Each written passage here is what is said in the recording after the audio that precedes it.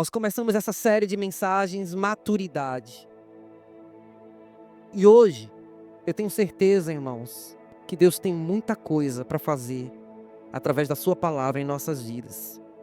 Hoje nós vamos conversar aqui sobre a libertação e a cura da alma. Amém? Primeira coisa que eu quero falar para os irmãos é que a salvação é uma obra gloriosa. Porém, o nosso espírito, quando ele é salvo, ele é como um abrir de porta. É na mesma hora. Você estava no império das trevas e foi transplantado para o reino da luz. É imediato, é instantâneo, é rápido. A salvação que Deus opera no nosso espírito é no instalar de dedos. Quando a gente confessa Jesus em nossa vida, a gente é salvo. Amém? É rápido, o nosso espírito é imediatamente transformado. Quando você se arrepende e se batiza, você nasce de novo e isso é instantâneo. A Bíblia diz que o que é nascido da carne é carne e o que é nascido do espírito é espírito. Não fique admirado por eu dizer, vocês precisam nascer de novo. Jesus falou para Nicodemos. E assim, se alguém está em Cristo, é nova criatura. As coisas antigas já passaram e eis que se fizeram novas. Ou seja, é rápido. Se você está em Cristo, imediatamente você nasceu para uma nova vida no Espírito. Amém? Só que isso é no Espírito. Lembre, nós somos Espírito, alma e corpo. E carne, corpo, ok? Então olha aqui. Espírito é rápido, mas na alma o negócio é diferente, irmãos. A salvação da alma, ela não é uma porta onde você entra e sai. A salvação da alma é um caminho, é uma estrada, é uma trilha que você segue, que você anda. No momento em que você se converte, você é salvo no espírito instantaneamente, mas a alma não. A sua alma começou um processo de cura e de libertação e de salvação. Em 2 Coríntios capítulo 3, versículo 18, vamos ler comigo todo mundo? E todos nós, com o rosto descoberto, contemplando a glória do Senhor, somos transformados de glória em glória na sua própria imagem, como pelo Senhor, que é o Espírito. Ou seja, quando a gente se entrega ao Senhor, a gente é salvo no Espírito imediatamente, mas a nossa alma vai sendo transformada dia após dia, de glória em glória. Não é uma porta onde você entra e sai imediatamente, onde você começa tudo. Não, é um processo contínuo de transformação. Os irmãos estão entendidos? Então, a sua alma, ela está sendo salva. A sua alma está sendo curada. O seu espírito foi salvo. Olha os tempos verbais. A sua alma está sendo salva. A salvação do espírito, a Bíblia chama de justificação. A salvação da alma, a Bíblia chama de santificação. A justificação você já tem. A santificação você está conseguindo. A nossa alma, irmãos, é um problema. E a gente vai falar um pouco mais detalhado disso. Primeiro, a gente precisa compreender o ser humano. A gente precisa compreender a nossa natureza tripartida. A gente precisa compreender o que é o corpo, a alma e o espírito. Porque o Senhor Deus formou o homem do pó da terra e soprou em suas narinas o fôlego de vida e o homem foi feito o quê, irmãos? Alma vivente. Olha que coisa interessante. Deus, quando criou o ser humano, ele formou o homem do pó da terra lhe dando um corpo. E nesse corpo do pó da terra, do barro, ele vem e sopra o espírito. E na junção do corpo com o espírito surge o quê, irmãos? Uma alma vivente. Vocês estão entendendo? A nossa alma, ela vem da junção do corpo e do espírito. E nessa formação em que Deus faz o homem, irmãos, onde surge a alma, eu vou exemplificar da seguinte forma. Olha essas figurinhas aqui, ó, para vocês entenderem melhor, tá? O corpo é aquilo que a gente vê. Ou seja, eu estou aqui, a Alcidete, o corpo dela, o cabelo, o tipo de cor da pele, o tipo de olhos, se é escuro, se é claro. A gente vê o corpo, consegue ver cada irmão como é. Um tem cabelo grande, outro não tem cabelo. Cada um tem o seu corpo. E o corpo, irmãos, a gente vai simbolizar como esse bonequinho aqui. A alma vai ser esse outro símbolo aqui do meio, tá? E o espírito é o que a Bíblia chama de... O que é o espírito, irmãos? Coração. Quando você ouvir na Bíblia, né?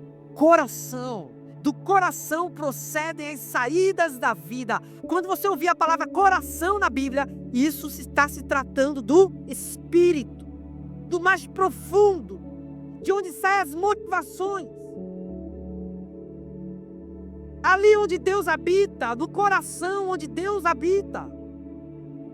Ali onde a gente adora, é no coração. Vocês estão entendendo, irmãos? É o mais profundo do homem. E cada uma dessas partes tem peculiaridades, tem faculdades, tem sentidos que a gente precisa conhecer bem. Olha bem, o corpo, irmãos. A gente tem no corpo o quê? Visão, audição, olfato, paladar e tato. A gente aprendeu desde pequeno na escola que esses são os 5 sentidos do nosso corpo. Visão, audição, olfato, paladar e tato. Você saberia dizer quais são os sentidos da alma? Muito bem, Sérgio falou sentimento, vontades e emoções. Justamente. O que Sérgio falou como sentimentos é emoção, vontade, desejos, vontade está na alma e razão, intelecto. Certo? O intelecto, a razão, as emoções e sentimentos, que é a mesma coisa, sentimento e emoção, e a vontade. Essas são as faculdades, são os sentidos da alma. E você saberia dizer quais são as faculdades, os sentidos do espírito, do seu lado mais profundo, daquilo, da sua parte que você menos conhece? Acredite, o nosso coração é a parte de nós que a gente menos conhece. Mas é a mais importante. Você saberia dizer quais são os sentidos do coração? Do espírito? Vamos lá. Quais seriam? Fé. Quem falou fé? Muito bem. Fé tem a ver com o sentido do coração. Por quê? Porque a fé transcende a razão. A fé vai além da razão. A fé muitas vezes não dá para explicar, você simplesmente acredita. Ou seja, é uma coisa muito profunda, é uma coisa do coração.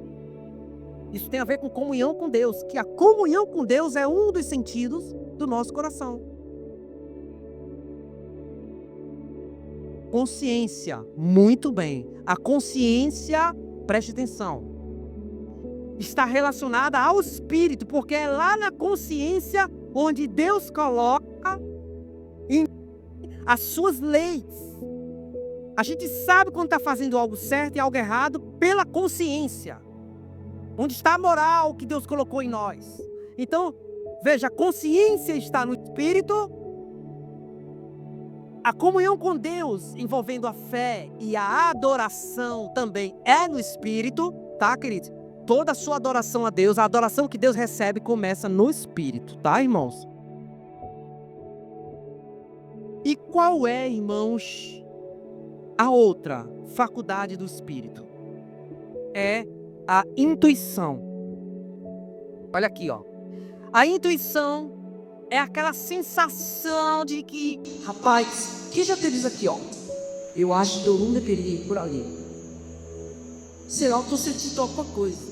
Eu estou tendo a percepção de que eu não tenho que ir por ali. Quem já teve isso? Todo mundo, né?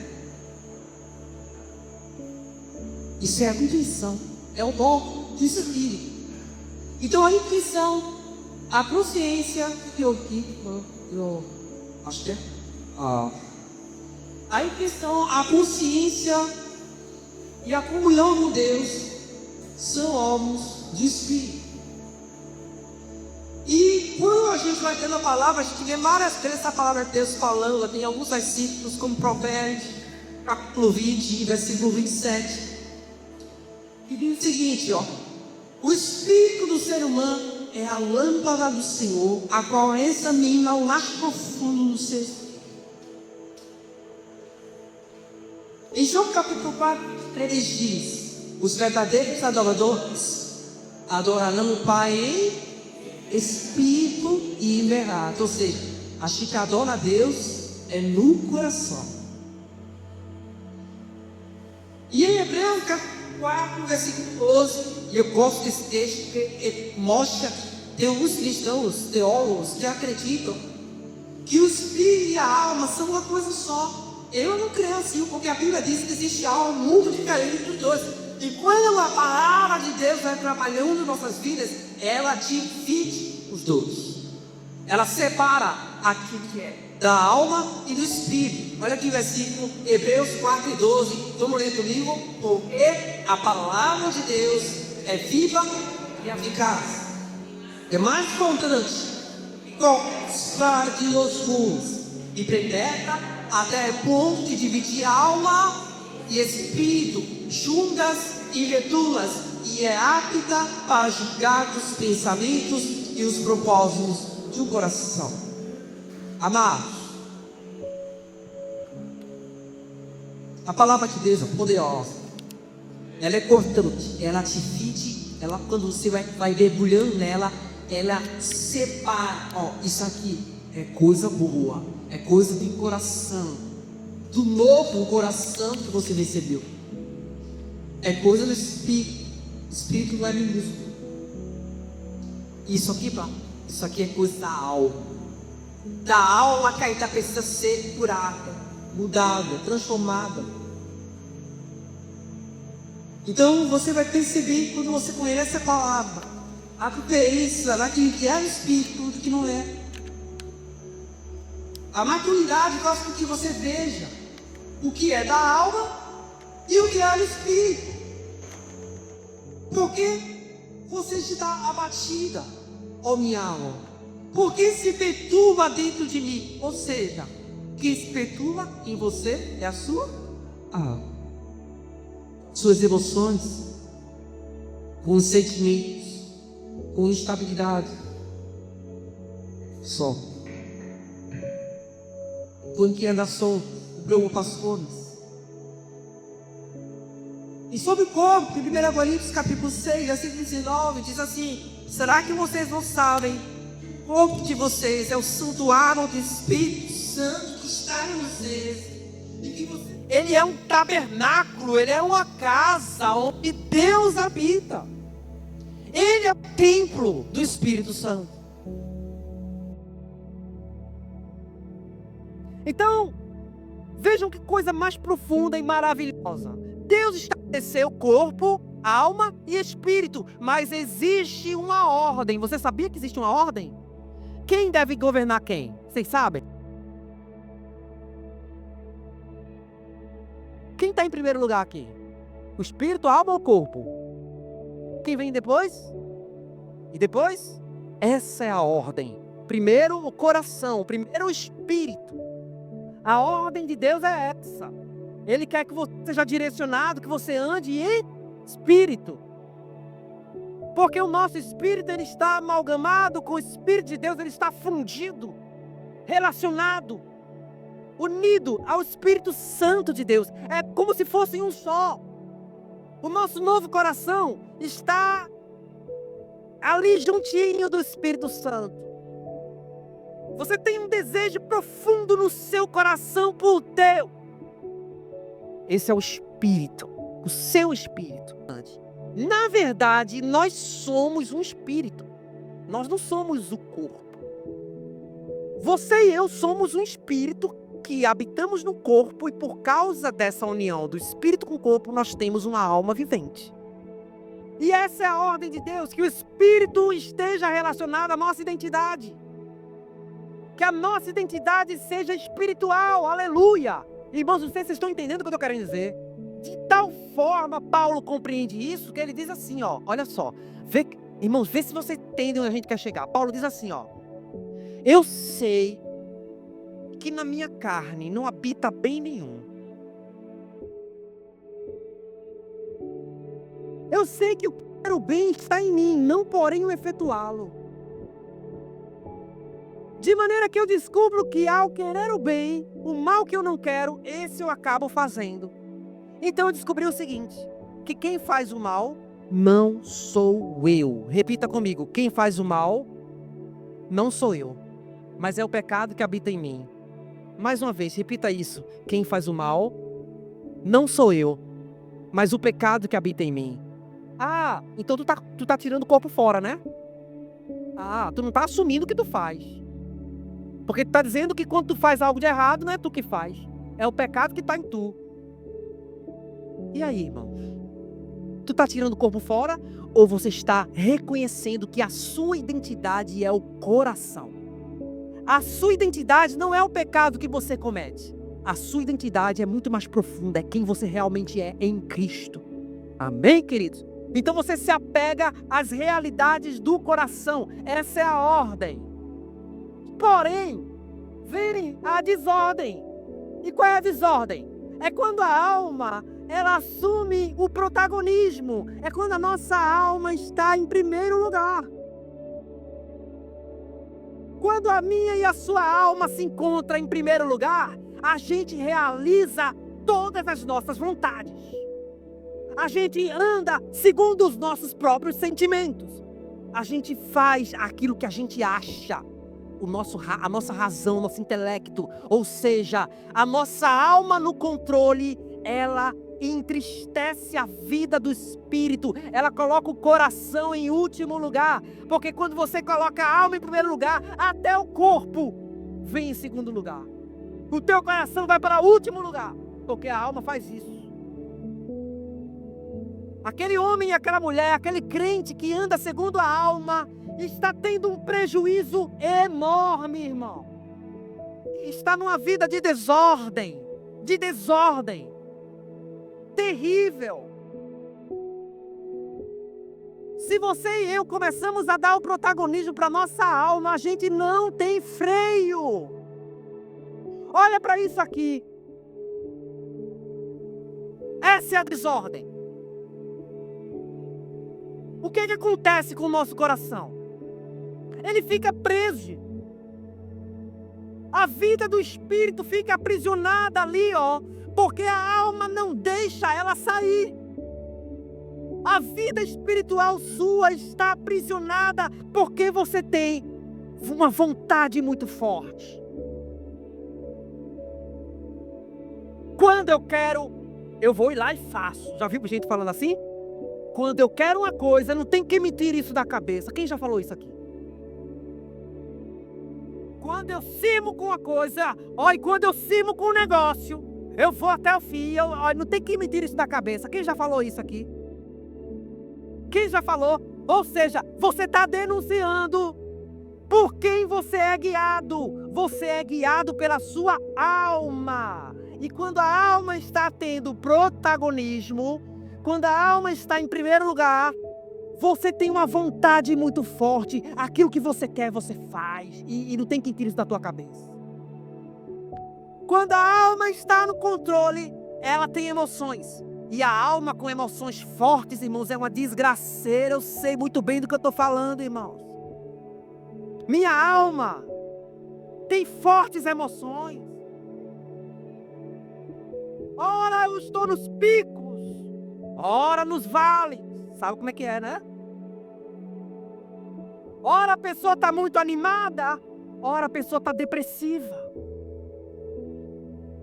A alma tem vontade, emoções, intelecto, razão. A pessoa com emoção muito forte só anda segundo aquilo que ela sente. Querido, por que você não foi para... Porque eu não senti de ir. Não estava animado para ir. Ah, você não estava animado para ir? Quem é que está governando essa pessoa? A alma. Por que você não pede perdão para fulano? A palavra diz que você tem que pedir perdão para fulano. Por que você não pede perdão? Olha, pastor, eu só vou fazer isso quando eu sentir no coração. A pessoa está falando segundo o coração ou segundo a alma? Porque o que a Bíblia diz? Perdoe, peça perdão. O que é que ela diz? Só quando eu sentir. Essa pessoa é governada pelos seus sentimentos. É gente que é muito instável. Gente melindrosa. Sabe o que é uma pessoa melindrosa? É uma pessoa que você tem que chegar com muito cuidado, porque ela explode muito facilmente.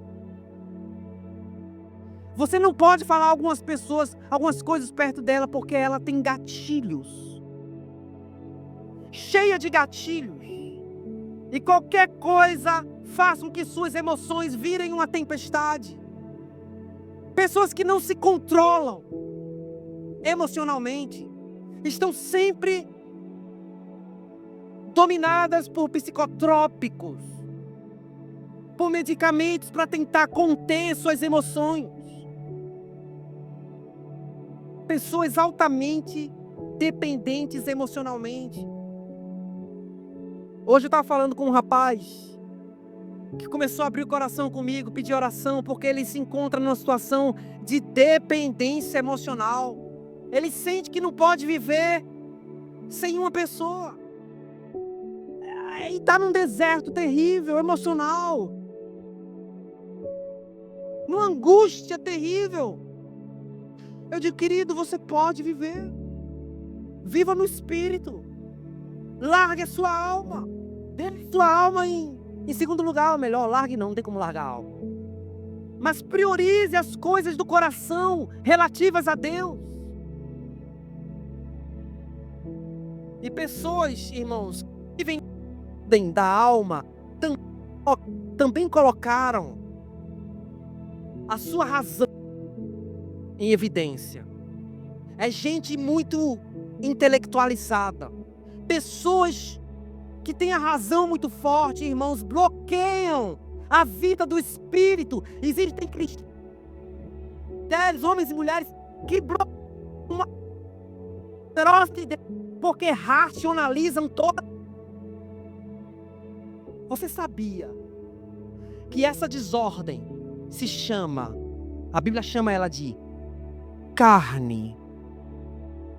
O que é a carne? É a alma em desordem. A nossa alma em desordem é o que a Bíblia chama de carne. E também chama de carne corpo, tá? Mas a carne que Paulo se refere lá está mais relacionada a uma alma em desordem do que ao corpo propriamente dito.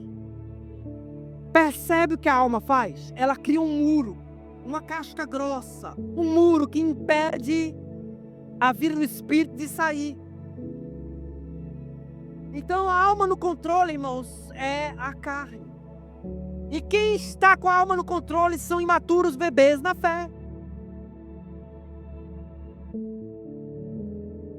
Pessoas que acabaram de se converter não sabem como conter sua alma. Por isso que a gente aqui, irmãos, os mais maduros, precisam ter muita paciência com os convertidos. Vai chegar novos convertidos aqui, pessoas vão se entregar para Jesus, ainda elas vão ser imediatamente salvas do Espírito, mas a alma delas vai precisar ser salva com o tempo. E nós precisamos exercitar a paciência com essas pessoas. Porque não é do dia para a noite. A palavra diz, Paulo falou em Gálatas capítulo 5, versículo 16 ao 17, você vai ler comigo. Digo, porém, o seguinte: vivam no Espírito e vocês jamais satisfarão os desejos da carne. Porque a carne luta contra o Espírito e o Espírito luta contra a carne. Porque são opostos entre si, para que vocês não façam o que querem. Eu quero trazer à tona o que meu pai falou aqui. Nós somos um espírito que habita num corpo e tem uma alma. Ou seja, o que a gente quer de verdade do fundo do coração. Aí eu vou falar das coisas espirituais, não da vontade da alma, mas a vontade, se eu puder dizer dessa forma, do espírito. O que a gente quer no espírito é agradar a Deus. Mas, irmãos, existe uma luta. Olha, você está até bem quando você se converte. Primeiro momento é maravilhoso, é glorioso. Mas a partir do momento que você começa a caminhar com Jesus, você descobre uma luta espiritual pesada. É uma guerra tão grande que você não tinha antes. Você descobre que você tem um inimigo feroz. Mas esse inimigo feroz não é nem o diabo que anda ao seu derredor. Ele é feroz, sim. Ele é terrível, mas tem o pior do que ele. Que inimigo feroz é esse? É a nossa alma em desordem. É a carne. Ela luta contra o espírito. E o espírito luta contra a carne. É uma guerra, irmãos. É uma guerra, irmãos. É uma guerra, irmãos. Eu pergunto a você, quem está no controle da sua vida? Se a sua alma está no controle, então você está preso. Eu falo você está preso, por que eu falo que você está preso? Porque, na verdade, a sua verdadeira identidade está relacionada ao seu espírito. Por isso que eu digo que se sua alma está no controle, você está preso. Porque você é o espírito. Você quer agradar a Deus. Você quer andar segundo a vontade de Deus, mas sua alma não está deixando. E você percebe que até na a gente corrigir as pessoas, a gente vai corrigir olhando as pessoas não segundo a carne. Paulo disse assim, a ninguém vejamos segundo a carne.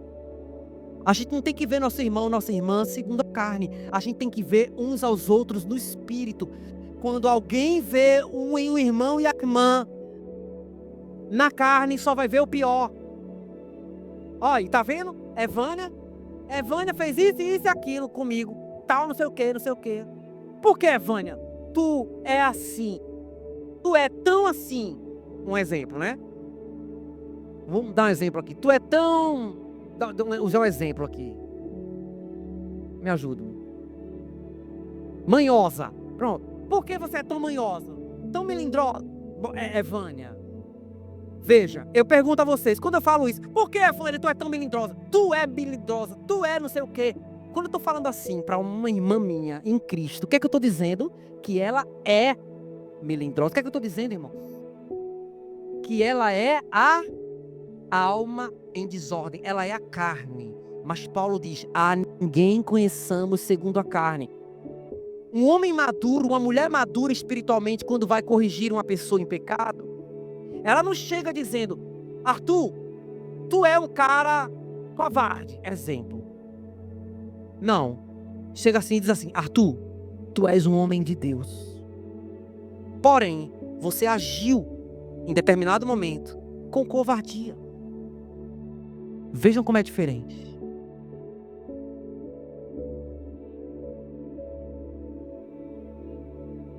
A gente não mistura o pecado da pessoa com a identidade dela.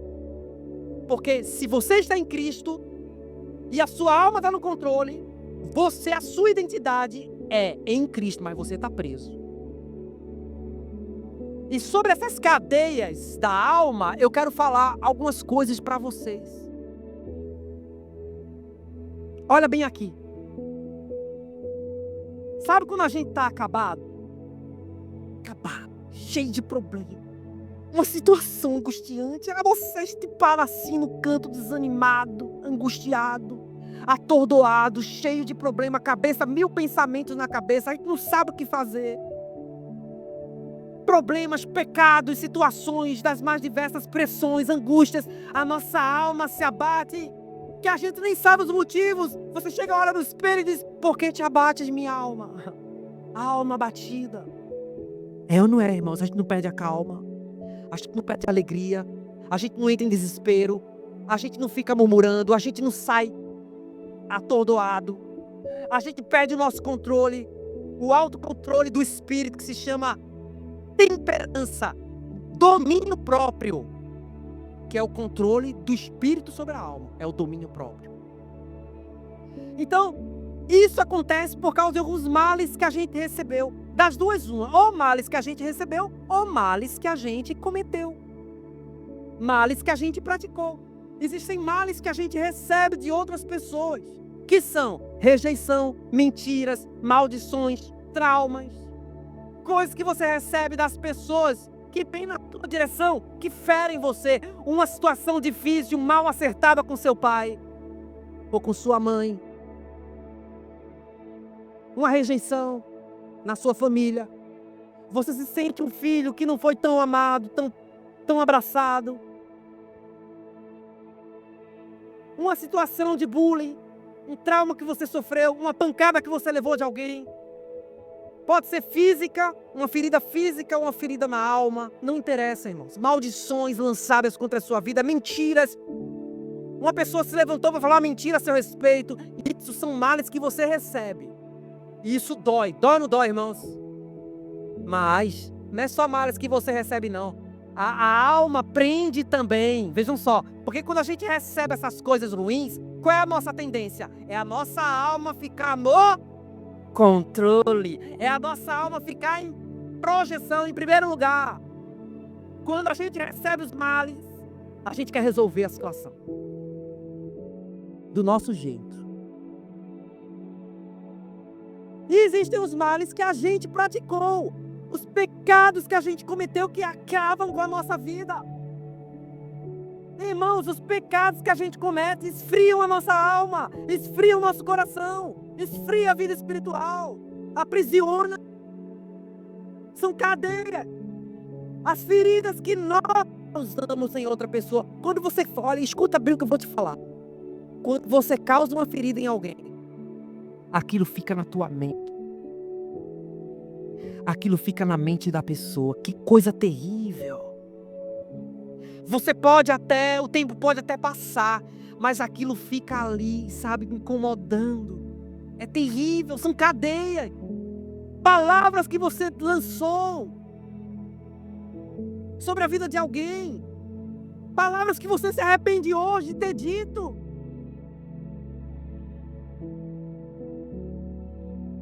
Culpa que você carrega.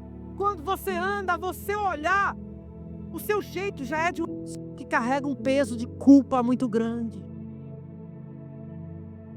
Me diga uma coisa, irmãos. Uma pessoa nesse estado tem condições de fazer qualquer coisa? Me diga. Tem condições? Por isso que tem tanta gente, irmãos, cansada espiritualmente, desgastada, sem ânimo para nada. Não se levanta para trabalhar, não se levanta para produzir, não se levanta para ganhar discípulos, para operar, porque a sua alma está muito ocupada com muitas coisas imprestáveis, com cadeias. Quem quer ser livre de cadeias aqui nessa noite? Se existem coisas que te prendem, Deus quer te libertar nessa noite em nome de Jesus.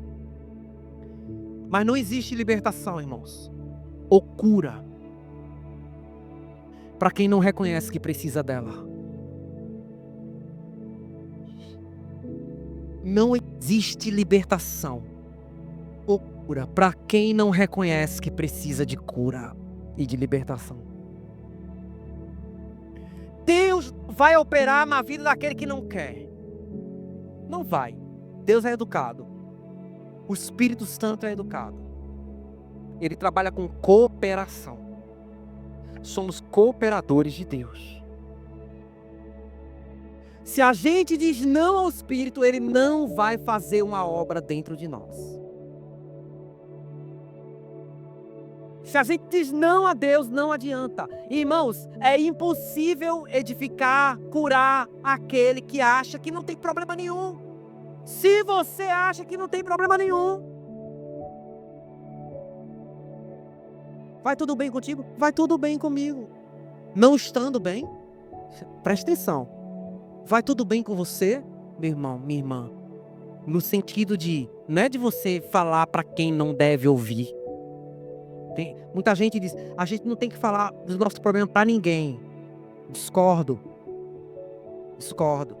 Você tem que falar dos seus problemas, seus pecados, para quem o Senhor diz que você tem que falar. Irmãos, igreja, pessoas maduras dentro da igreja, para te ajudar. Porque você não consegue sozinho. Você não vai conseguir se libertar sozinho. Você tem que aprender isso. Tem coisas que Deus só vai fazer você vencer depois que você vencer seu orgulho. É impossível ajudar quem acha que não tem problema nenhum. Você tem que reconhecer que precisa de ajuda. E eu pergunto aos irmãos, quem aqui precisa de ajuda? Quem aqui precisa de ajuda, irmãos? Todos nós precisamos de ajuda. Porque tem áreas que a gente não consegue sozinho. E não é apenas reconhecer que precisa de ajuda, irmãos. Escuta bem. É preciso procurar ajuda. Você precisa se levantar para procurar ajuda. Você precisa aceitar que alguém venha na sua direção, estenda a mão, te pede pela mão, te levante e te mostre uma direção. Você precisa procurar ajuda para as coisas da sua alma que você não está conseguindo vencer sozinho.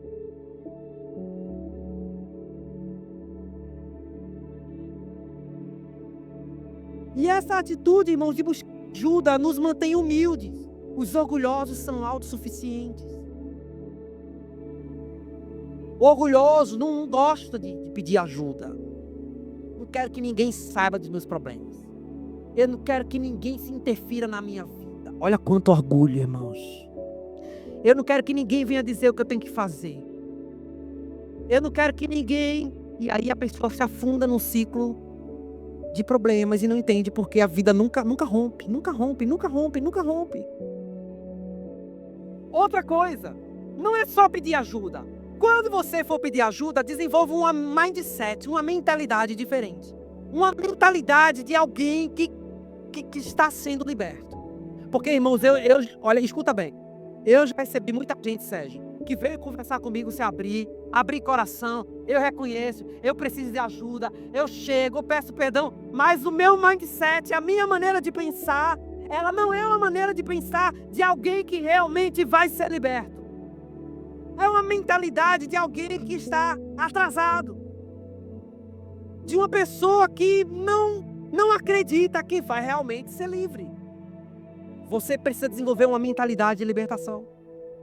Chegar abrindo o coração, dizendo: Arthur, cara, tô com um problema, cara, tu que vim aqui confessar, vim aqui pedir ajuda, a minha alma está inquieta, eu estou angustiado, mas eu sei, aleluia, que em Cristo eu posso todas as coisas. É a mentalidade, irmãos, que muita gente não tem, por isso são fracos, porque sua mente fica girando em círculos, pensamentos ininterruptos que botam a pessoa para baixo. Ouvi muitas confissões.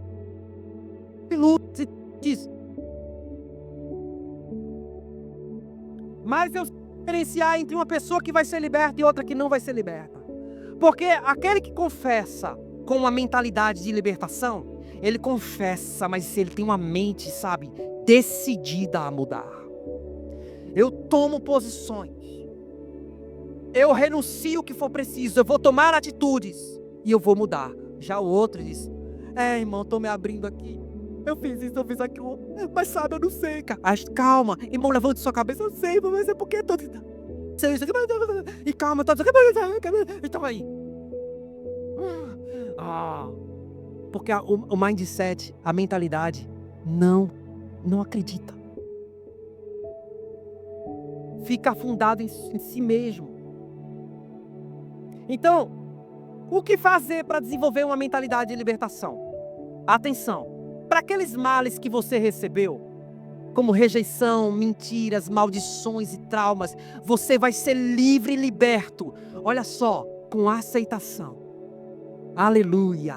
Quando você entender que você é aceito incondicionalmente, quando você entender no seu coração que Ele te recebeu em casa, você é filho, você é amado. Não interessa o que pensam de você. Não interessa o que falam de você. Aleluia! Vai sempre alguém falar mal de você, Sérgio. Sempre vai ter alguém para meter o pau em você. Não interessa. Eu sei quem eu sou. Eu fui aceito na casa do meu pai. Aleluia! E quando você interioriza a verdade verdade sobre você, sobre a sua identidade, quem você realmente é. Eu sou um servo do Altíssimo. Eu sou santo, chamado para ser santo. Eu amo a presença do Senhor. Eu quero fazer discípulos. A minha vontade é o propósito eterno. Eu sou quem a Bíblia diz que eu sou. Você assume a verdade sobre você. Separe o seu pecado de você. Você não é o seu pecado.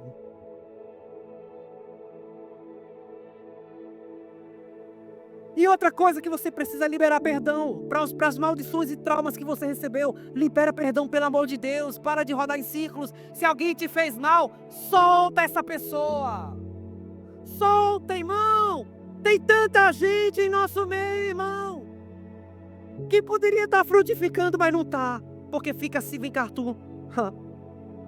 Olha aqui, irmãos. O que uma pessoa que não perdoa faz? Eu não te salto. Eu não te salto. Cara, o cara tá vivendo bem. E você tá assim, ó. Tá filmando. Não te falta. Ela te salta.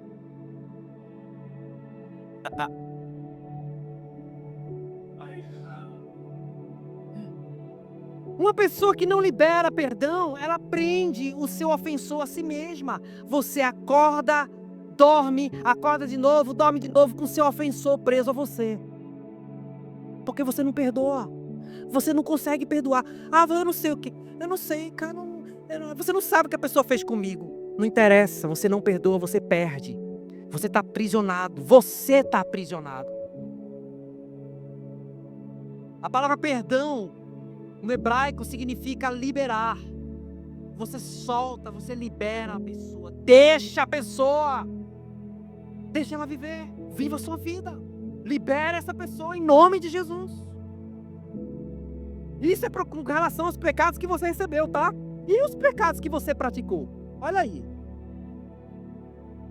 E as feridas que você causou? E as palavras e a culpa, irmãos? Para isso tem 4 pilares da transformação, da libertação. Os 4 pilares. Primeiro, arrependimento, confissão, pedir perdão e restituição.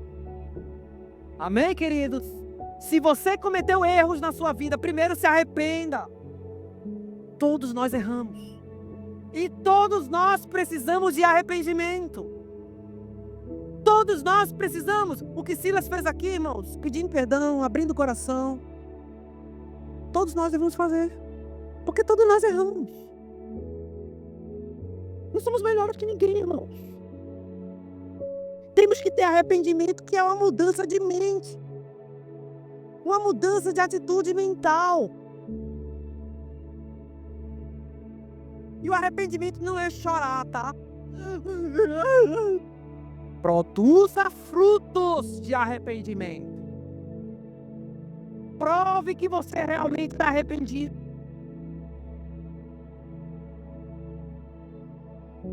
Confesse seu pecado.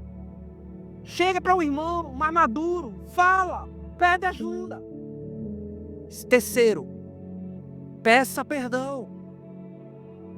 Porque, irmãos, tem pessoas que nunca pediram perdão. Olha para mim. Você é uma dessas pessoas que nunca pede perdão? Ou você acha que nunca erra? Tem homens que são tão duros que acham que se pedir perdão, eles vão ser fracos. Mas pelo contrário, pedir perdão torna você mais forte. Te torna mais humilde. Então repita comigo: arrependimento, confissão, pedir perdão e restituição. O que é restituição?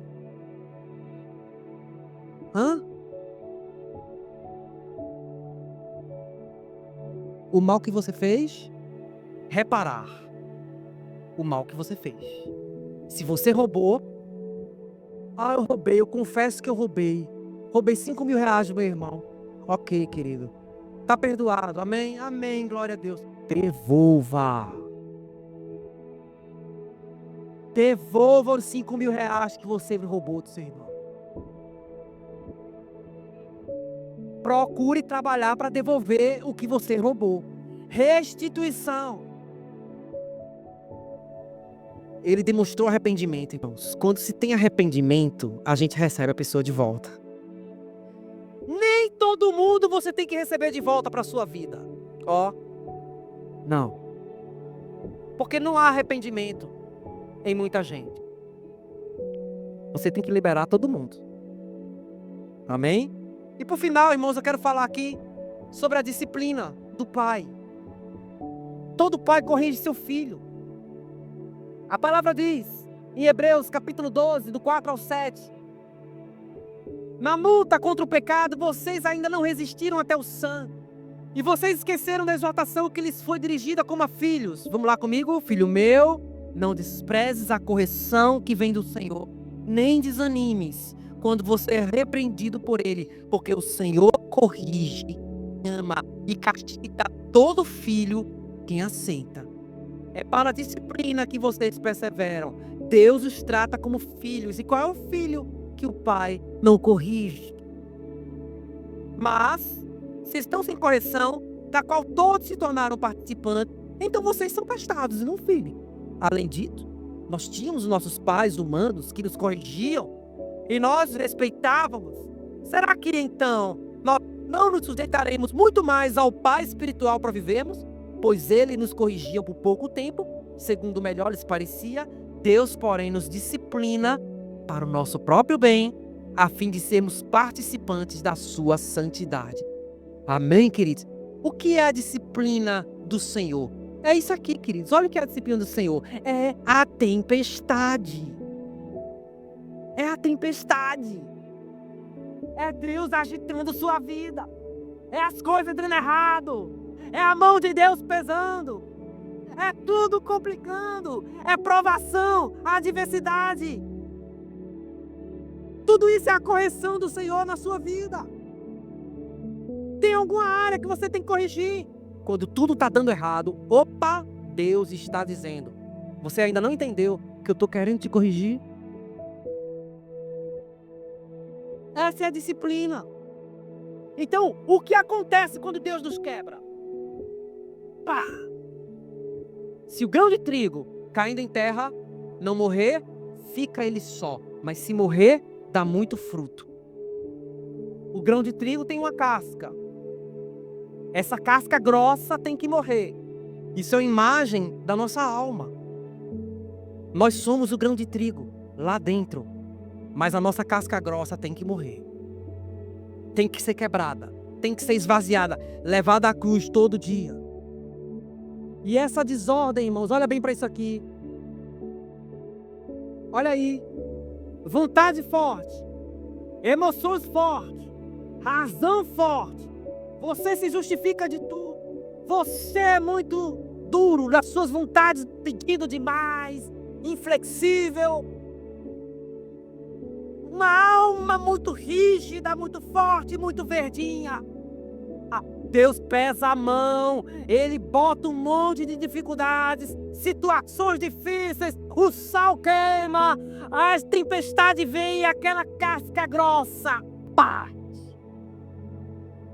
Para que a vida flua, aleluia. E isso aí, ó irmãos, é substituído por uma vontade submissa, uma emoção submissa, uma razão submissa ao Espírito, aleluia. Como é lindo você ver um homem e uma mulher de Deus, onde sua alma está sujeita ao Espírito. Como é lindo você encontrar com uma pessoa que aprendeu a se esvaziar de si mesmo, para que a vida do interior flua para a alma. A vida do Espírito precisa encontrar brechas para sair. Uma alma sujeita. Amém, queridos irmãos? Em verdade vos digo, se o grão de trigo caindo em terra não morrer, fica ele só.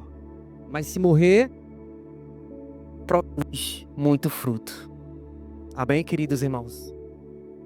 Olha que linda essa imagem, né, rapaz? A natureza ensinando a gente. Deixa essa casca grossa morrer. Deixa essa casca grossa morrer. Paulo disse: dia após dia morro. Repita comigo: dia após dia morro. Isso é a vida da alma, tá, querido? O pai falou de otimania aqui. Sérgio também falou. Você pensava, escuta bem, que era totalmente do Senhor. Mas depois de receber a disciplina do Espírito, você começa a reconhecer os efeitos de longo alcance que as coisas externas tinham sobre você. Além disso, a mão de Deus pode tocar na vida dos nossos pensamentos. Nós descobrimos, nossos pensamentos são confusos, independentes, descontrolados. Fingimos ter mais sabedoria do que os outros e então o Senhor, aleluia, nos deixa colidir com o muro e nos espatifar. Até por tudo para nos mostrar que não, até o pó. Tudo para nos mostrar que não devemos ter a ousadia de usar nossos pensamentos desordenadamente. Uma vez que tenhamos sido iluminados nisso, temeremos nossos próprios pensamentos como fogo